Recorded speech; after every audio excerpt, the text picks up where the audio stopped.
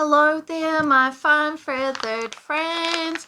Today I'm very excited because I'm entering a new art competition. We all heard about how I totally flopped on the last one, but this one is very exciting because you can do whatever size, and they say like whatever base you want. So I'm wondering even if you could do like 3D art.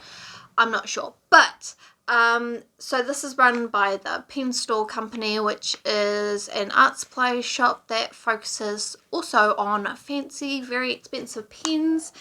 And to enter the competition, you have to buy this mystery pack of 5 pens, which costs 49 krona, and I got free shipping, so I'm pretty sure that if you're in Sweden and you want to join as well, you can also get free shipping. So 49 krona, that's probably like 9 New Zealand dollars, maybe 8. So like really cheap to enter a competition, right? And as far as I can tell, you just have to upload your finished product as a photo to the competition. So I don't think you actually have to send in the physical art, so that also means that it's quite a cheap competition to enter. But the big thing is that you don't get to pick what pens you get. You don't get to pick what colors. You have to use the ones that were sent to you.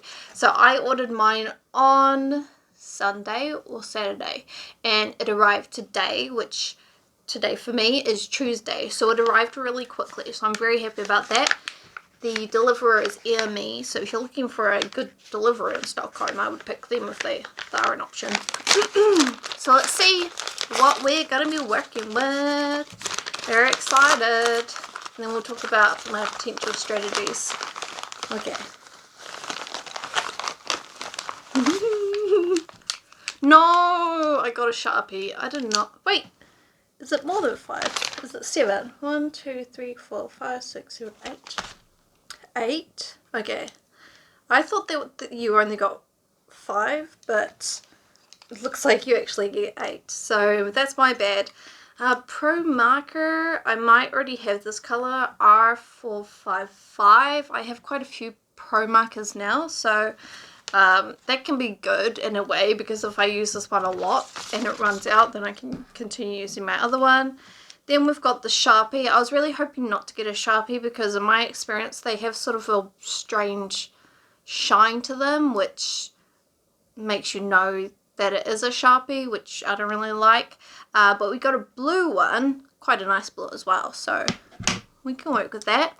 Then we got a Micron Pigma sort of fine liner, and it's waterproof and fade proof lines. That's interesting, and that's by the Sakura company, which is Japanese, so a fine liner is always good. I use a lot of those in my work. Then we have a Tombow Art Pro pen, which has 2 sides. You gotta what do you call that?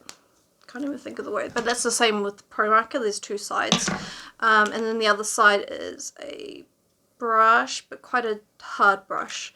And this one, is this one a brush? Because some of these pro markers are brushes, but no, this one's just a normal marker. So again, quite a nice color I can work with. Then we've got this Pilot Penstore marker, which, as far as I am aware, you can use it on any surfaces. Like, they usually market themselves as like something that you can use on fabric. So let's see if this one says that or not. Water-based pigment ink. It might just be one of the plain ones, but I can see and get out the ones that I have that are this brand that I used for mostly on using on clothes, but it's quite a thick tip, 1.4 millimeters. This one, I'm not sure what it says on this one, but yeah, so we've got a different range of like sizes for pen heads, and this one's green, so we've got, you know, colors that are quite similar in a way, you know, in the same sort of field. Then we have your classic Faber-Castell color castle, is that what it means? I don't know. And it's a gold one, so this one's going to be very shiny. Obviously not as shiny as like a liquid pen, but still good. I don't know, I'm not sure. I definitely already have this one. So and then we have got one that is quite a thicker head actually. Super Furby by Lyra, another German company. I've never heard of them, so that'll be interesting. So that one's also metallic, and then we have a non-metallic, and this is Derwent Ink Tints, England. Another brand I've never heard of. So a yellow. Oop. So as you can see, like a lot of the colors I already kind of use a lot in my practice. And then we got like red, got some red we can use in Stockholm. These ones are probably going to be the hardest ones to integrate, as I'm not sure. Usually pencils create that sort of like water liquid resistant, so if you like go over them, they sometimes don't absorb at all, and sometimes they just mix in a really strange way. So I'll have to do like tests to see how they're gonna work. But yeah, so everybody knows Sharpie, everybody knows Winsor and Newton. I know that Tombow has been getting a lot more popular, especially in the Bujo community. Then we got Faber-Castell, but there were a few new brands. One is from England, the other one Germany. So very cool. Now let me see if I can quickly find the Pilot Penstore pens that I was thinking of. Okay, so here's one of the ones that I already have, and if I look at them, they are the same type, which means that this one also works well on fabric. It's still quite a bit thicker than the one that I'm used to. Yeah, so cool. Now we have a little bit more of an understanding about the pens and pencils that I have received. I have to use absolutely all of them. I have a black fine liner, which I would say is going to be essential in my work. So let's quickly talk about strategy. For my strategy, okay, so I'm thinking that whatever I do, I'm going to have to try and minimize the amount of white space, because in art,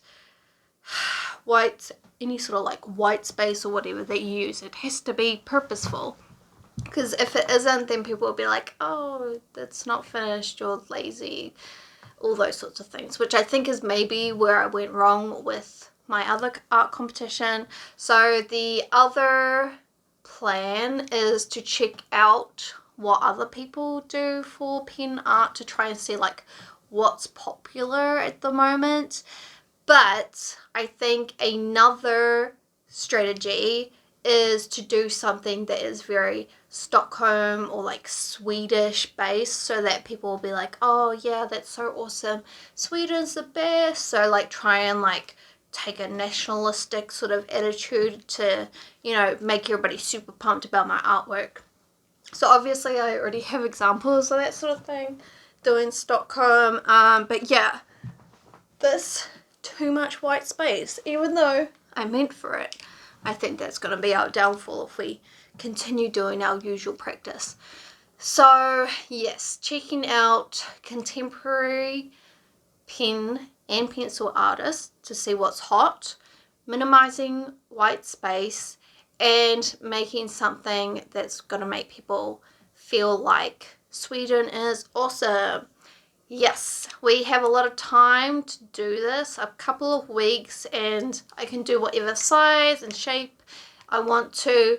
So a possible final strategy is to do something really detailed. So like you keep on seeing more and more things the more that you look at it, because people can be like really taken by that sort of art. They're like, oh, it's so amazing. The more you look at it, the more you see. So I think that could be a really good way to go, because imagine if you got these and you just did like, you know, sort of like a Kandinsky abstract piece. I think people would be like, oh, that's not exciting. So highly detailed, yeah, that's possibly going to be the next strategy. But I should hopefully see you guys soon with an update on what I do decide to do, and you guys can maybe even help me out by giving suggestions in the comments down below. Alright, that's going to be it for me. Got a lot of thinking to do and research. So off I go. I'm still sick, so that's probably a good thing. I'm going to be spending a lot of time at home. Anyway, have a wonderful Easter. Hey, da!